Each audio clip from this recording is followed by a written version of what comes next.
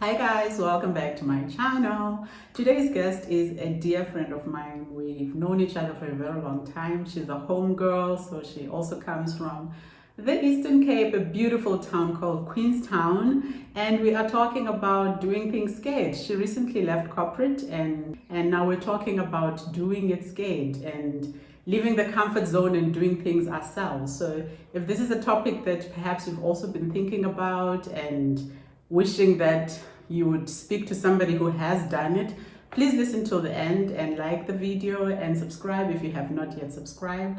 And yeah, I will speak to you guys in the next video. God bless. Welcome, my friend. How are you?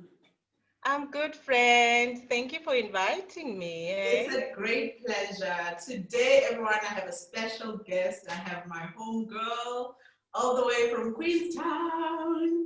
And I am so delighted that we are having this conversation, babe. And I think it's long overdue because we've talked about this even before you moved. We've talked about this, and then just time did not allow. But now we have this Zoom thing, and it's allowing. So please introduce yourself. Okay. My name is Asanda Nesindande, maiden surname Heshula. I am from Queenstown in the Eastern Cape. Moved to Joburg in 2001, stayed in Joburg up until this year, a few months ago. And now I'm actually residing in Limpopo in Makado. I am a mother, I'm a wife, I'm a daughter, I'm a sister, and I'm a Yes. friend. Yes. So that's who I am. A good friend. Well, I'll speak for myself. A good and loyal friend you are. We met many moons ago, and technically, I could say we grew up together. We met at church, and you went on to do Bible school. So before we get on to the topic, which I'll announce just now, before we get on to the topic, just tell me briefly about Bible school. How did it come about? Were you still in school or was it like a gap year? I can't remember. Okay. So in matric, I wasn't sure in terms of what I wanted to pursue. And at church, they were offering year of training. And because I matriculated just a year younger, my dad just decided that, it would be a good thing to take a gap year. And I was like, oh, okay.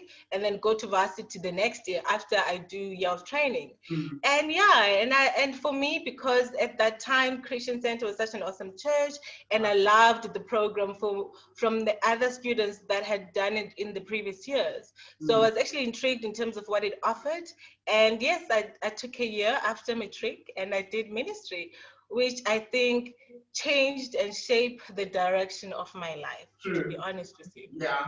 Yeah. It laid that firm foundation that some of us had to catch up with it later in life, but it laid that firm foundation for you to a point where you were not scared going into the world alone, Like you said, then you moved to Joburg the following year, and we both know the stories. We can chat about those stories for days, but it made you braver. I think even the program that you guys had to go through while you were in Bible school, year of training, it was sort of like preparing you guys for the future. And you did encounter certain things that had you not been in Bible school, perhaps you would have reacted differently. I don't know. Yeah. I agree. I think for me, it cemented the foundation in terms of who I was. So both in Christ and both in the world. So I kind of learned how to survive outside the family structure. I learned how to do things scared. I mean, I remember we did Face Your Fears at the end of the year. And the Face Your Fears was supposed to do was bungee jumping. Hello, bungee jumping. So I ended up bungee jumping. Believe you me, it felt like I was falling because I didn't jump when other people were jumping, but I did it. So I did it so scared, but I did it anyways. So I think for me, it kind of started the foundation of how my life would be in terms of absolutely being brave and doing things and having faith. And it prepared me for coming to Joburg, especially coming from a small town. Yeah. One is a small town. Protected environment. City. Yes, I was cocooned, I was protected, and I was sheltered, and now I had to come to this big city, big lights. So it kind of created some sort of foundation and a cushion for me to come here and actually do what I intended. Yeah. Oh, wow. And also, okay, just to introduce the topic now to everyone, today we're talking about doing things scared. Like she mentioned, she had to do a whole lot of things scared. We're talking about doing it scared and living corporate. We both have decided to hang the stilettos. Well, for you exchange your stilettos for something else. I hung my stilettos completely, and I'm never looking back. And I'm trusting God and doing things scared and pushing myself and trusting God in the process, you know. And before we get into the corporate topic now, did you ever imagine that you'll be where you are today? Like, because I mean, everyone who goes into varsity, we all have dreams of what should become of us, because we are driven, we're young, we're driven, we're ambitious, the world is our oyster, you know. Did you ever dream that you will hang those stilettos for being a work from home mom and doing your own thing? Sure. So a lot of people argue that it wasn't stilettos, it was kitty heels because I'm so it was kitty heels because I'm so tall, but nonetheless, stilettos. No, so for me, I knew I was not going to retire at work. Yeah. So that part I was very sure about. Yeah. And I think it was from growing up with a dad like mine who encouraged us to really own our time and be, you know, the master of our own destiny. So, you know, my dad had a corporate career, but also he wanted to open businesses. So he was an entrepreneur half the time he's a teacher, half the time he's a minister, half the time he's doing all sorts of things. And my mom as well, in terms of being a teacher, so she was just a teacher and also a head of department. So I kind of knew that I wasn't going to retire at work, but I didn't know the circumstances that would make me walk away from corporate.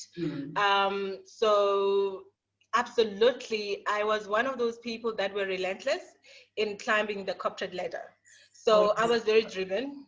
Most of my managers will tell you I was this curious person who was always wanting to learn, always wanting to grow. So my corporate career, you know, lasted about 16 years.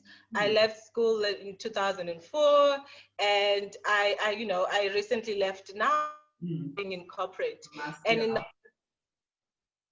companies. Companies that were very diverse, companies that were in banking, manufacturing, retail, government, and project consulting. So I wanted to climb the corporate ladder, very intentional, and I wanted to go up the ladder. So I was very intentional climbing it. And I didn't know that there would be a time in my life where I would walk away from it so soon. So I thought maybe I'll probably just walk away when I turn 50 so that I don't retire there. But I didn't know that I was gonna walk away before 40. Yeah. So so this big move obviously came about with my husband. My husband comes from a strong family and generation of farmers. So he'd been wanting to come to Limpopo, come home, because he's from this side. So he'd been wanting to come home for a few years now and, you know, take over and farm. And I was like, I'm climbing corporate, you know, so hello. Prime time. I wasn't, yes, I think at the time I felt that I wasn't ready. I was scared. I was scared. This was the thing that I knew. Climbing corporate, working. I loved my job. I loved what I did, and I thought I was good at it. And now there was an opportunity to walk away from it, and that scared me. I will not lie to you. And I think a turn came when I registered for the master's program that I completed. It helped me to redefine myself. It helped me to look at my life beyond a job. it helped me cement my purpose, that my purpose wasn't just going to work and coming back. It really was about, leaving a legacy. It was about building tangible Yes. things, Yes. that I can leave my daughter one day and say, mommy did this. The world is a better place because mommy walked it. So I really wanted to leave a legacy and leave tangible things. So my mind started, turning towards that direction even before I started, deciding to leave. So it was a journey to actually get to this point, because a lot of it was, oh my gosh, I'm not ready to walk away from something that I had built. Yeah. So absolutely, yeah. And a lot of our dreams are, I don't know how to put it, but a lot of our dreams do not come into fruition because we are scared. We have the fear of the unknown mixed with comfort zone. That salary is a very nice cushion,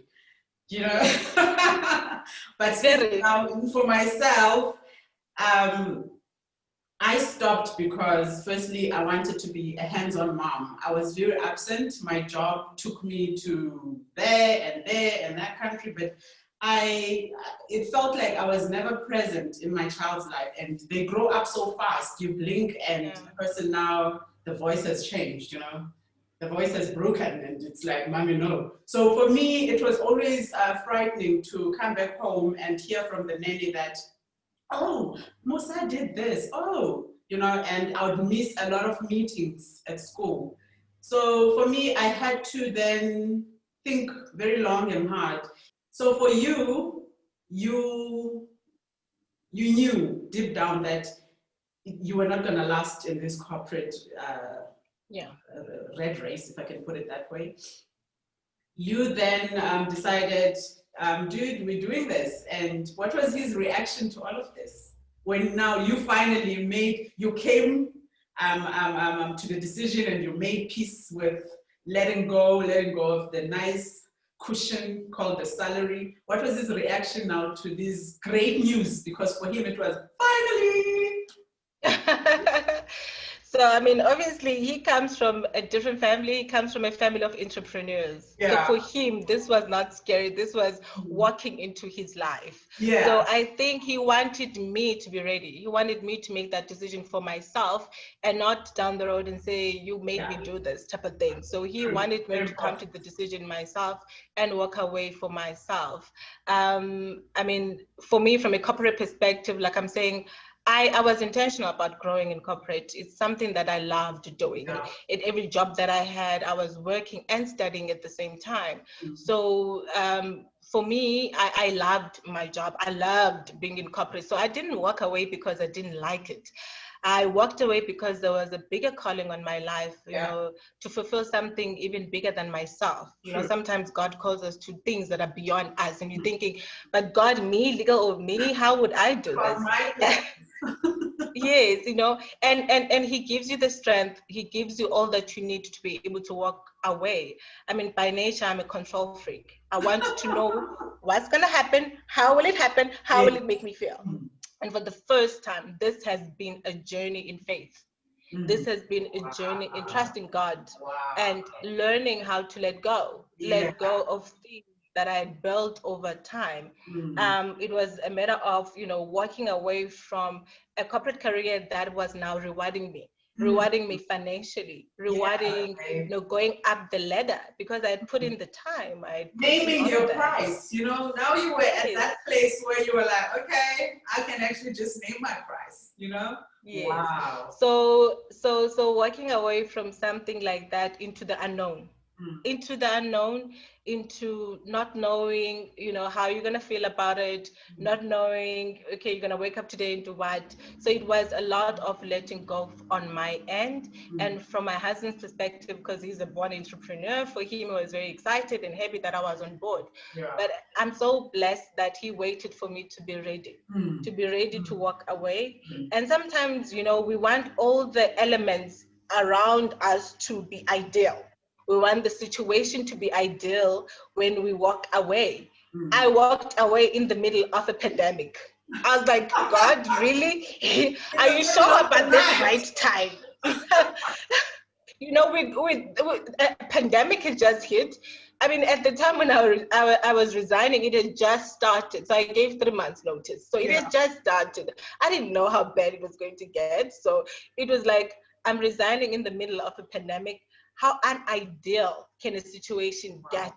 But in that whole chaos, God gave me peace. So it was this big decision that I was making, but for some reason I was at peace. Yeah. It felt like it was the right time. It felt like if I don't do it now, I might not get the opportunity. And I did. I plunged. I grabbed faith and I said, okay, I'll do something I haven't done. I'm gonna let go and trust God and see how this turns out. Wow. So yeah, so it's been a crazy journey. That is so beautiful. Letting go and letting God, trusting God, because we attain a lot of degrees and this and that because we want to be in control of our lives. And sometimes we miss the bus. Most people are high achievers, but deep down they know that they don't feel fulfilled. So it's absolutely beautiful that what you say, that you had to just, let it go and just say, Lord, I'm trusting you. I don't know where we are going, but I'm trusting you to be my navigator. Oh my goodness. Which brings me to the next question. Do you feel now you are fully walking in the direction of your purpose, why God brought you in this world, firstly? Yeah. So I think, so let's start here. So moving here, I did not imagine how it would feel like. So this is what I did for myself, because like I was saying, I'm a control freak. On purpose, I decided not to imagine how it would look like and how it would feel like, so that I am teachable. So I wanted to experience this with an open mind and an open heart to see where God was leading me. So I didn't have any preconceived ideas in terms of how it was going to look like. So for me, in terms of the purpose that God has for me, absolutely, I feel like this is where God wants me to be. I know that because I'm at peace.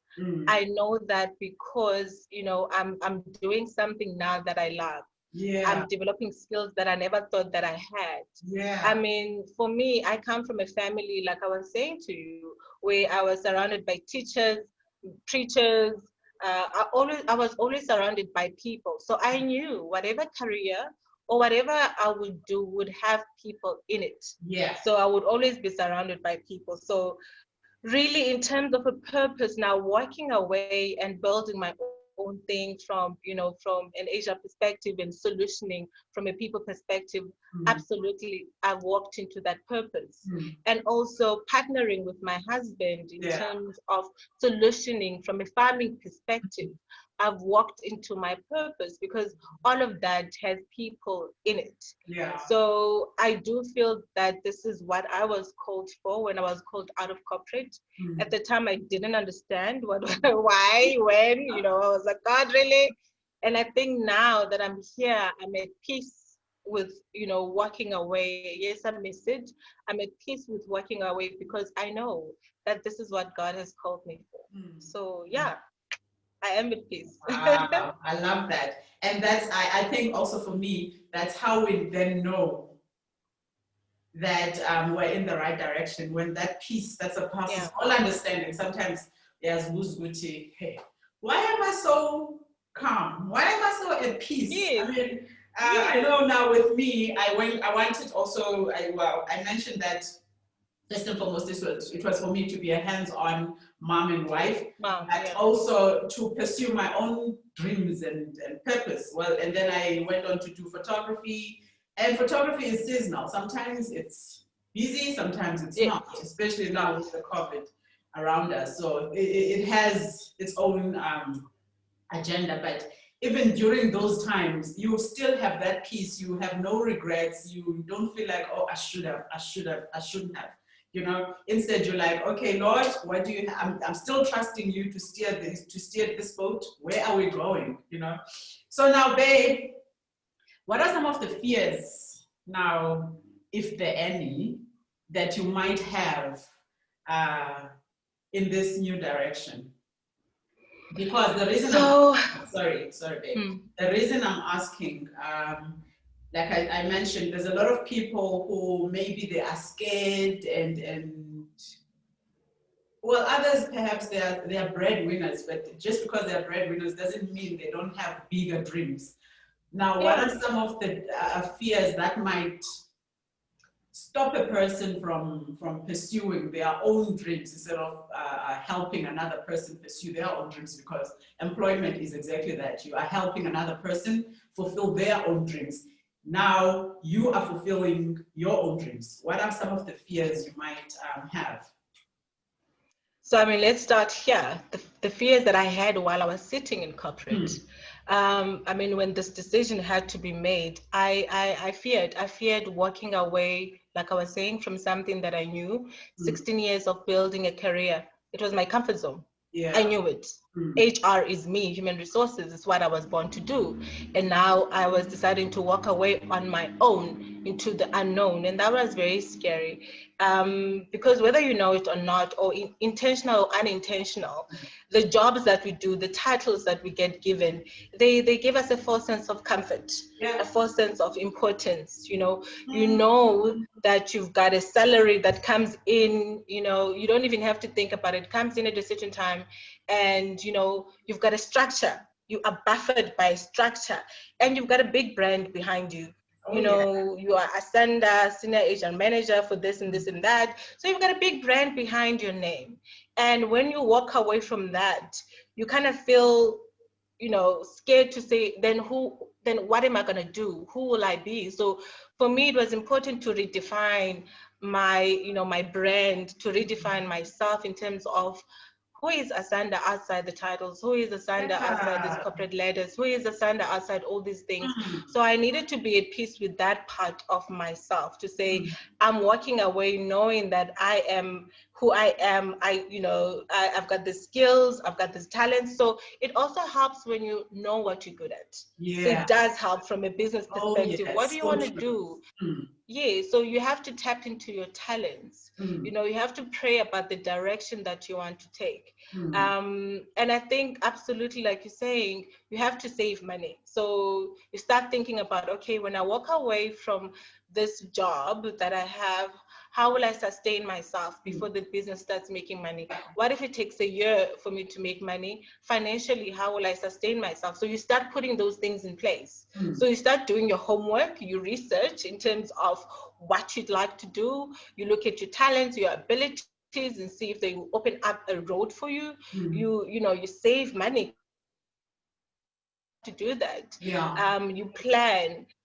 You pray that God, yes, that God opens doors and He shows you the right time. So you might walk out of corporate in an ideal time. You might walk out of corporate when it's not ideal. So the right time for you and the right time for me is very different. True. So it really is also about you being ready emotionally, mentally, being ready for that, financially, being ready for that. So for me, for anybody who's sitting in corporate and is scared, absolutely, it's okay. You have to be scared because it's unknown. We're all scared of the unknown. I would say do those things. And it's usually not as bad as we make it out to be. In my head, I really thought it would be bad. I was like, oh my gosh, I'm working into something I don't know. Oh my gosh, this is what could happen. So I actually built it up more in my head on how bad it would be versus how it a lot of the fear is here. The fear is in the head. So absolutely, is it challenging? Yes, it's challenging building businesses. It's challenging walking into the unknown, because now I have to build my own path. I don't have a structure like corporate gives you a structure and a buffer. I have to be that structure. I'm literally having to build this plane while it's flying. And I'm so glad for the support system that I have, in that my husband knows what to do. He is an entrepreneur by nature. So it helps knowing that at least one of us knows what to do in this situation. When I start to panic, he's able to calm me down. So absolutely, not all of us are going to have the opportunity to leave corporate when we want to, because of circumstances that are beyond our control. But I'm saying have faith. Have faith in terms of trusting God and knowing that do your work, do what you need to do, and he'll take care of the rest. He really Yeah. will. So even before I left, I started reading entrepreneurial magazines, business magazines. I started really positioning my headspace in understanding, why do people leave corporate? And then when they do leave corporate, in terms of opening businesses, what are their challenges? What are they going through? So I had already started, making myself ready and getting myself, to understand the world that I'm walking Yeah. into. So absolutely read a lot, research, do Prepare all of that. yourself. Yeah. Prepare yourself and develop yourself. So the nice thing about this space is that you need to invest in yourself. You have to back yourself. So you have to do the work in yourself. So there's a lot of that. You have to be self-driven. You Yeah. have to be a professional. It starts with you, it ends with you. And absolutely, and have faith. Be courageous. Yeah, Be be brave. courageous. And also that same work ethic you now apply while you were in corporate, it needs to come through also now for you. I remember when I was doing photography, well, for me, photography was first a side hustle while I was still fully employed. I remember I would knock off, and then off I go to a gig. I was relentless. Like you said, you also mentioned that you're relentless. I would not actually mind sleeping in the AMs because I knew I was so passionate about it. And I never used to get tired, and you certainly have to push yourself, because nobody's going to push you. Of course, you're going to have, like I mentioned, with me, sometimes we're busy, sometimes we're not. And then sometimes I'm not busy. Obviously, you're going to be despondent, but you have to get out of it very quickly, because that's not going to serve you. It is not going to now suddenly change direction for you. You need to change yourself mentally, the way you think. I'm one person who does not, I never have a pity party. So because I can just sit there and allow depression to choke me up, So that's some of the things that people need to also be aware of, that it's not always going to be rosy. You need to push yourself during that time while it's not rosy. And I'm currently listening to a book an audiobook by John Maxwell. I think it's John C. Maxwell. He says it's called Failing Forward. And he says, failure, if you ever feel you have attempted something and you fail at it, as long as you keep going, he says, failure is a price we pay to achieve success. Sure. So you only fail when you stop trying. So whatever you do, go at it. The people that are billionaires today, the people that are wealthy and successful, they never gave up when failure now came about, but they saw failure as the next challenge, that, okay, this one did not work out, let me try. Or maybe actually not even giving up on your own dream. If you are a person who likes tea and you're like, oh, I'm gonna go into this and make my own tea bags. We are not all gonna ask tea lovers now jump at it and taste your tea, because we have our absolutely. Yeah, we have our favorites. But persistence is very important.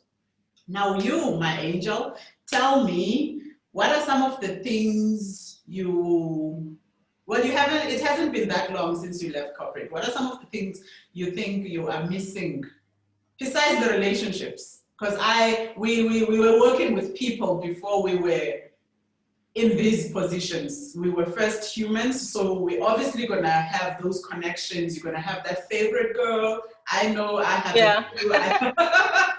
But when you leave, obviously you're gonna keep contact. But what are some of the things you think you're gonna miss about corporate, but they're not a reason for you now to look back and say, I'm going back because I miss that? Yeah. So I think for me, when I walked away, I had to make it very clear there's no going back. There's no going back, in the sense that I needed to close that door at the back of my head, because if I opened it, I might just say, maybe let's just go back for one last try. So I wanted to be intentional and say, okay, we are going to try this. We are going to be relentless. We will do this, whether it's hard or not. So in terms of corporate, because I'm a relationship person, that's what I miss the most. I miss having that camaraderie. I miss having a team, that I worked with. I loved the ladies that I worked with.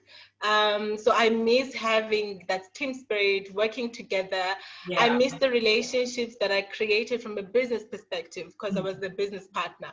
So I miss those relationships that I had in terms of, relating to the business. I miss my mentors. I had, mentors in the organization that mentored me. So I miss having that. I miss, the developmental part of it, developing in terms of myself from a career perspective. I miss the impact that I think I made, in touching people's lives. Because for me, it wasn't just a job, it was a part of who I am. So it's a gift. So I felt that, from an HR perspective, it's what I was called to do. So I did it with my heart. So it was a heart thing. It wasn't just a job. So I went to work with my heart. I wore my heart on my sleeve. So I miss having that. Of course, I miss the salary. Of course, I miss that structure of the salary. Yeah. That, I miss that comfort zone. I miss my comfort zone.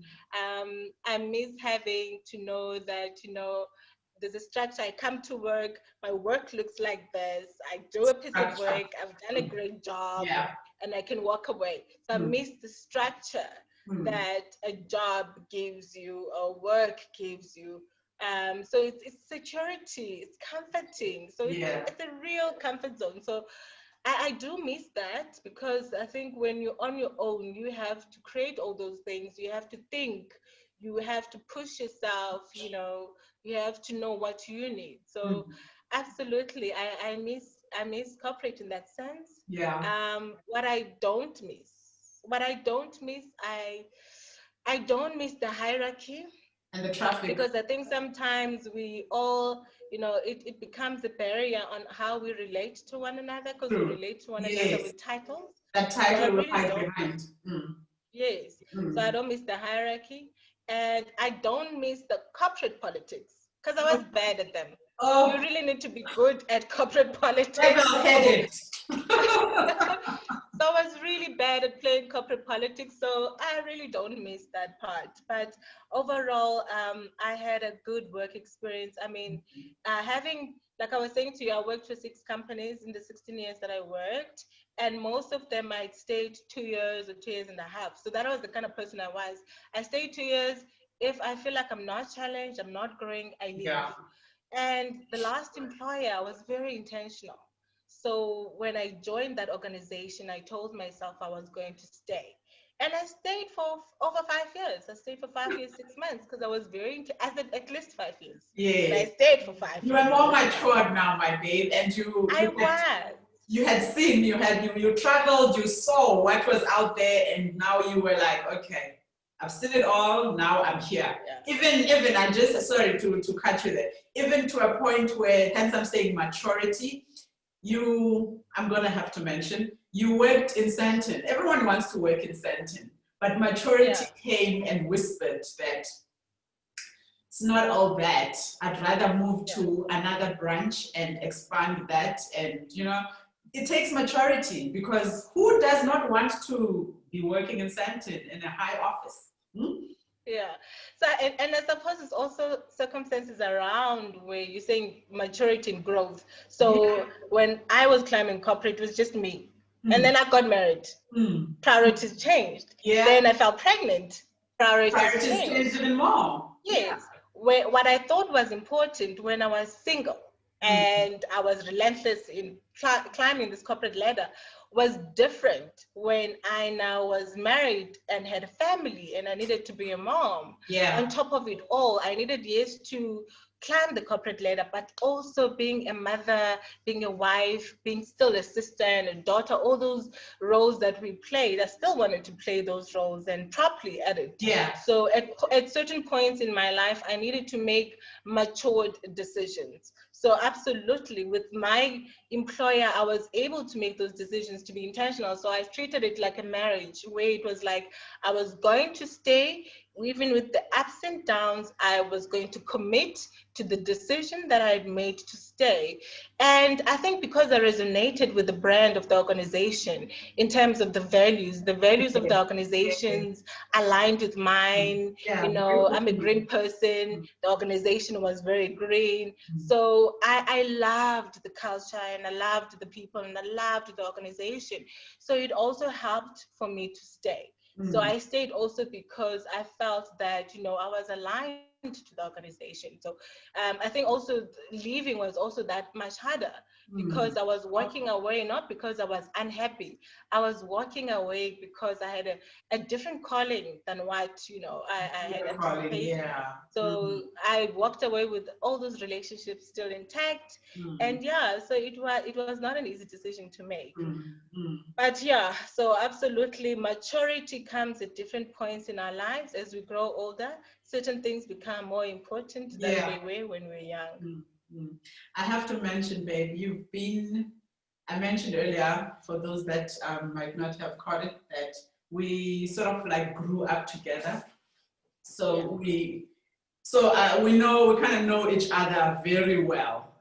And one thing I love about you, and it has never changed, it's your maturity. You're younger than me, but your maturity level, you know, like I always say to you, you remember an episode where I had to go visit you at your office now, and Shem, you made time for me. And now you are actually the only person that I run to and say, babe, this is happening. What, you know, you have a very easy way of listening, and then you go, okay, my friend, here's the solution. How about you look at it like this? You know, that takes maturity, and I don't have an English word for this, so sorry to the people that are not Xhosa. Awuphaphazeli, you know, you are not shaken by anything. Unlike some of us will be like, what? Can you believe it? And then you're like, yes, I can believe it. Now, now that I've told you, how about you approach it like this? So for you, maturity, I think you were born with it. I don't know, maybe it's because you are firstborn and maybe you were forced into having now to act in a certain way because there are these other eyes looking and looking up to you. And even the parents now are like, yeah, we're trusting everything now for you to handle it. So I absolutely love your maturity level. And I also have to mention that in doing things scared, you never allowed fear to be your, like I mentioned earlier, you never allowed fear to stop you in anything. You went on a Kontiki alone. I don't know. I know I have a cousin who's also done that, but I think it's just the two of you that I know who will actually say, I'm embarking on this alone. And being Black also, you know, I think some of the things a lot of the white folk would do. But for you, it was like, why not? I'm going. You know, where did you get that? Share with people, share with us and teach us. Where do you get that relentless spirit? Is it taught somewhere, or where can we get it? Listen, I think you said it well when you said, because I'm a firstborn. Yeah. Because you're firstborn, there's no one else that's going to set the direction. So my parents were very clear to say, you are co-parenting. We are the parents, whether you are the head girl. So when we are like, don't want to parent, you step up and parent. Yeah. So I think being an eldest child, because you know that there's other kids that are watching you, the family is watching you, you kind of have to step up all the time. So I learned from a very young age to really be courageous, because I didn't have an older brother or an older sister that I could cry to, that I could go to, that could help. So if I didn't do it, who was going to do it? If I didn't set the pace, who was going to do it? So it was a matter of getting over myself very quickly in situations where I felt scared. So yes, I was scared, but it had to be done. And I was going to do it because no one else would rise to the occasion. So I think it's a good thing and a bad thing sometimes, because you push yourself so much. So you become brave at a young age. Yeah. You become matured at a young age because you're the eldest. It starts with you. Everybody's watching you. You know, so it pushes you. Yeah. So you are pushed to achieve, to want to achieve. Yeah. You are pushed to try new things. You are pushed to be brave. You are pushed to be courageous. So absolutely in everything that I did, I had to be brave and courageous. I would be petrified inside, but I didn't know how to show it. No, that I would want to show it. I'm like, guys, I'm going through such a hard time right now. They're Yeah. like, really, really? I'm like, look at me. They're like, yeah, we don't see it though. Yeah, right. A lot of people, I would say I'm going through a tough time. This is what's happening. They would not believe me because they couldn't see it. It wasn't written on my face. So, but yeah, so for me as an eldest child is the head girl of the house. I had no choice. I had to rise to the occasion and do things and set the bar, set the pace. Yeah. And I'm so sorry for my sisters because It's very now high. you get measured. Yeah, you get measured by that. You know, Asanda did this, did that. So therefore you need to do this and do that. So sometimes it's not a nice thing. So yes, I wanted to go on a Kontiki overseas. I was scared, and because I wanted to do it, I was not going to allow fear stop me. I did it. I went on a Kontiki. I'd never been overseas before. I was alone with a very big pink suitcase, you know, pushing it around in Oxford Street in London. I didn't care because I wanted to do this. Yeah. And you know, that experience grew me. I met other girls from across the world. Yeah, those friendships. Yes, that were having a similar experience.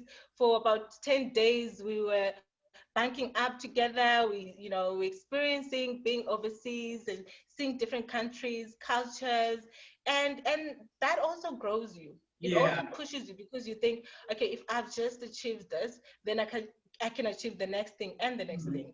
And I'm still quite good friends with the ladies that I met about 8 years ago. That was 8 years ago when I went to Kontiki. Oh my word. So yeah, so there's experiences that grow you, that continuously, make you to be brave and braver and braver and braver. So yeah, so that's been my life. If I had to sum it up, it's been episodes of showing bravery and stepping up because there was no one else who could do that for me. Oh wow. Yeah. Now me.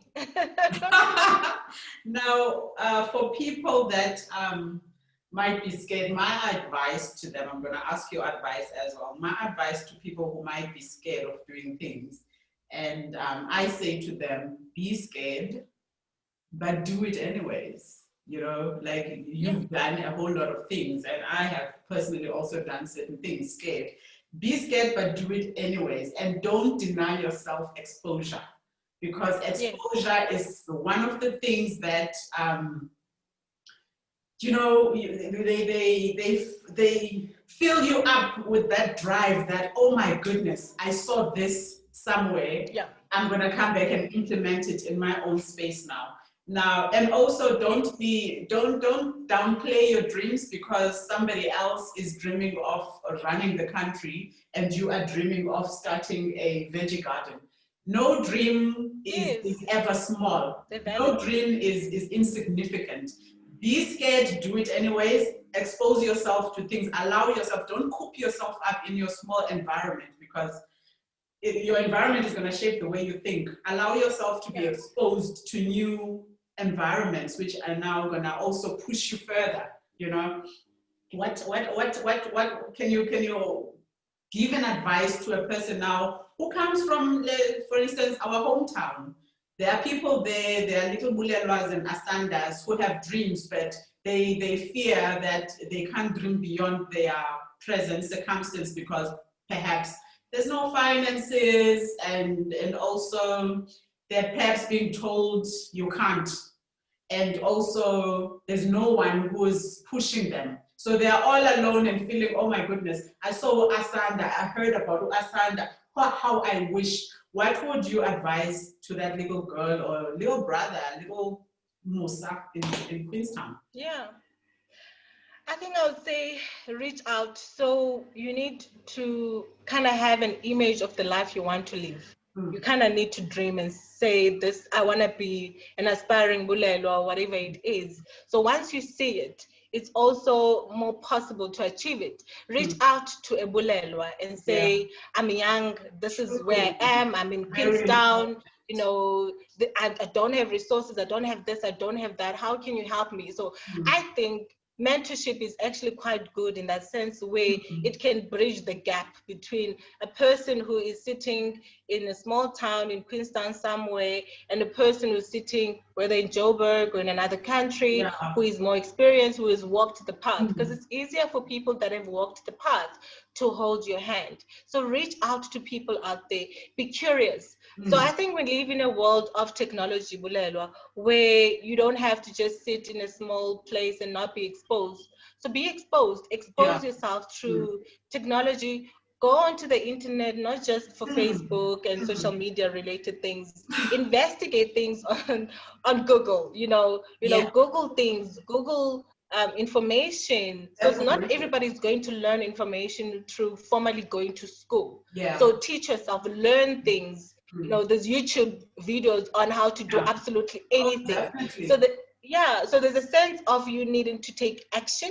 So there's a sense of you saying, this is my dream. I have faith that God will make it possible one day, but you have a responsibility in faith to act. So faith calls us to act because, faith without actions is dead. So you kind of have to push yourself and see beyond your current circumstances. And yes, if you can't go to a formal university, look at online studying. Look at online studying. Anybody can get data, guys. You can't say, oh, I can't get data. Yes, data is not an excuse. Yes. So I kind of feel like you need to push yourself. You need to be curious. You need to see what's happening in the world. You need to reach out to people that can help you. Even with us as where we are, this is a new world for me. So being an entrepreneur or, a person who's working for themselves is different than when I was in corporate. I also need people that will mentor me, people that have walked this road, people that can teach me certain things that I don't know. So I need to remain teachable. I need to remain open-minded. So I need to constantly be learning, because that's what the world is. There's so much change, and change is the one thing that yes, it's always happening. So it's about keeping up with the change and knowing that your circumstances don't define you. We all grew up in a small town. We all come from there, but we wanted more. So you have got to want more. You have got to want it. Yes, you have to be hungry and do whatever it takes. I left Queenstown. I hopped into a bus alone. No one came with me.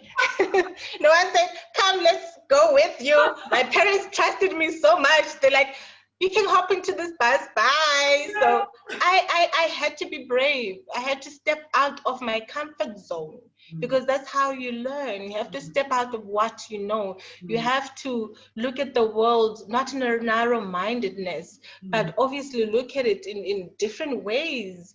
So I had to be brave. I had to step out in faith and know that I had dreams. I wanted to be somebody. I wanted to achieve certain things. And thankfully and through faith, I've been able to do that. So anyone sitting in Queenstown or any other small town or in corporate or wherever it is, be brave. Be brave. The world, it wants people that act. You've got to act, because you can sit there and dream, and 20 years later, you're still in the same job that you don't want to.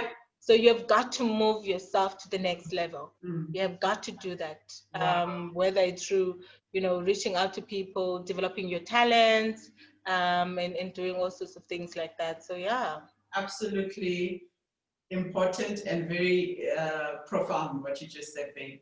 Dream, push yourself. Don't sit in a pool of, oh, what is to become? So be scared and do it again. So last question to you, babe.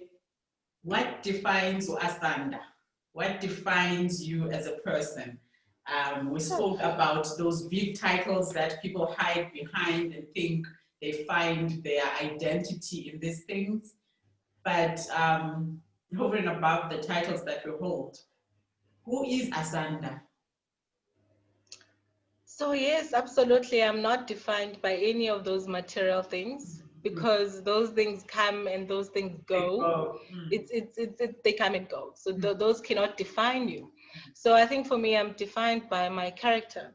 I'm defined by, the responsibility I have where I wake up every morning and I try and make a better life for myself and my family. I'm defined by where I meet challenges and I find ways to rise above them. I find ways to solution.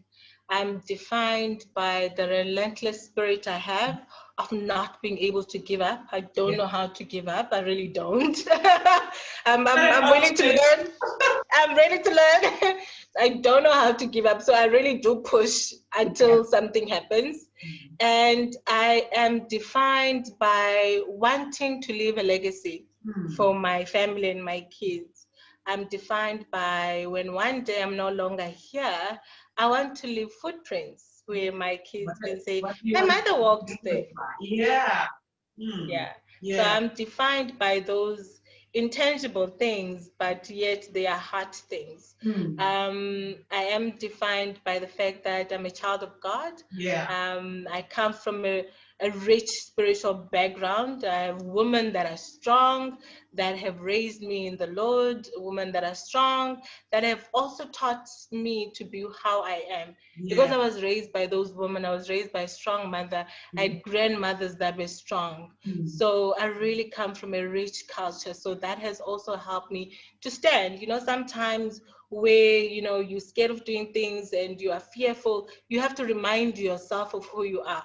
So when I remind myself and I look back and I say, wow, I come from women who never gave up.